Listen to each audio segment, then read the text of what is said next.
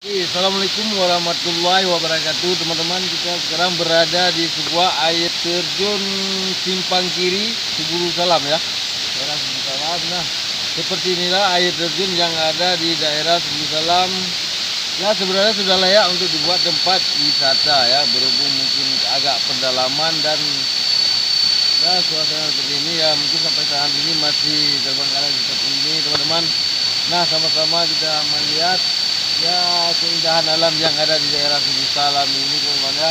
Silakan nonton sampai selesai, jangan lupa like, komen, dan subscribe, teman-teman. Yuk sama-sama kita lihat air terjun yang ada di Simpang Kiri Subulu Salam.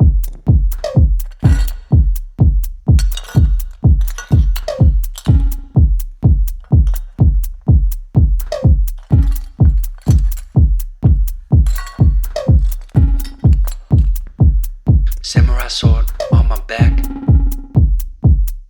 You don't know how to act. Maybe you should relax. Maybe you should relapse. Just kidding.